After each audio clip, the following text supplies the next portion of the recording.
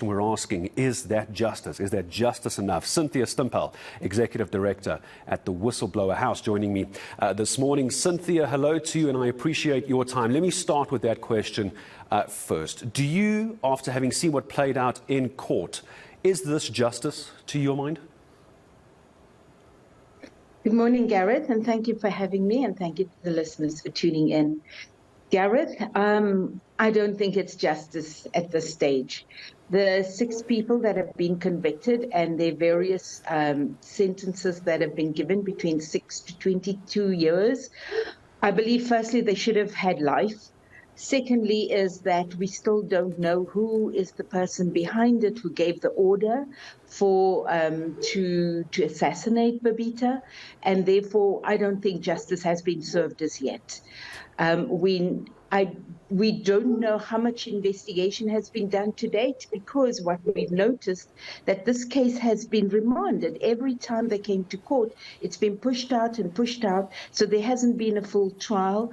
The case now being decided and sentences given, we still don't have any full details, so that is not justice served.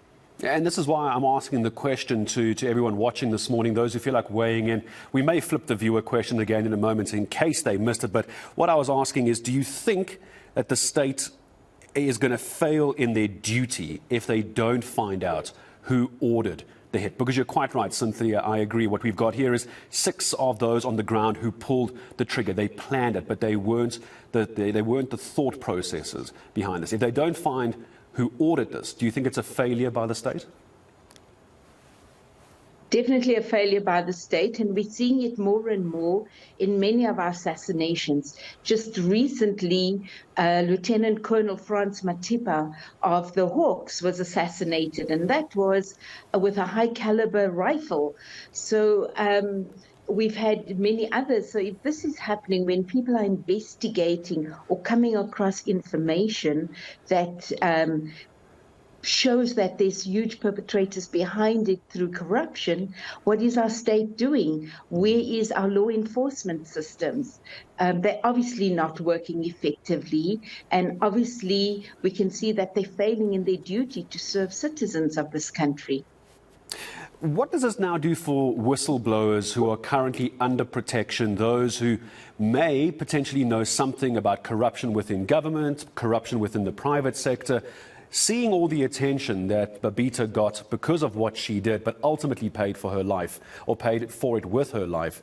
Do you think whistleblowers are any better today after yesterday's sentencing than they were a few years ago?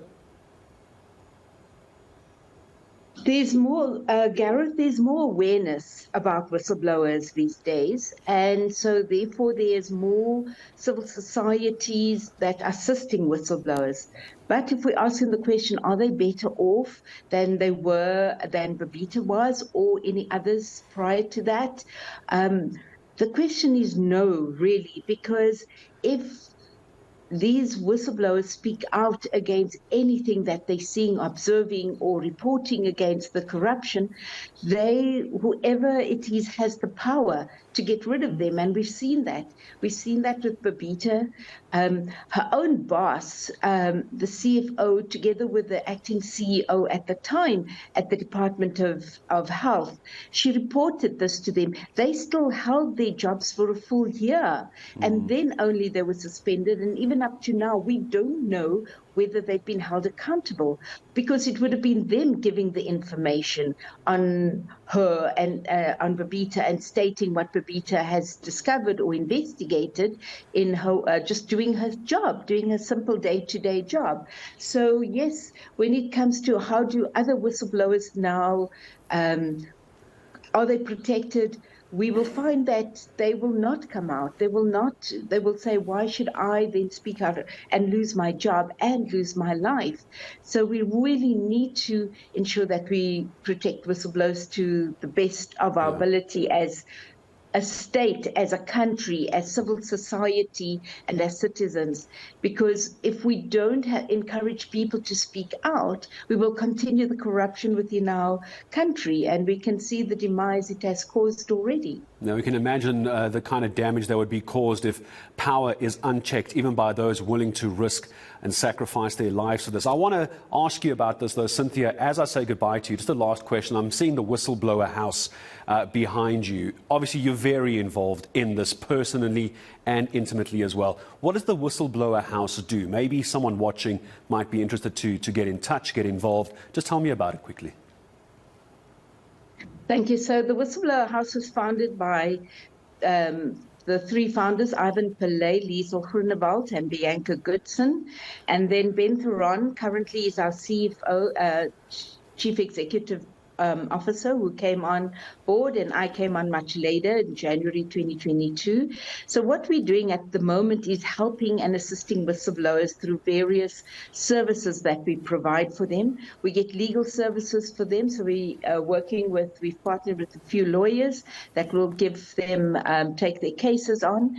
We've also partnered with psychologists, so we get counseling for whistleblowers. This is really, really key for whistleblowers because they suffer extreme trauma, and if it's not resolved sooner, they suffer then post-traumatic stress disorder.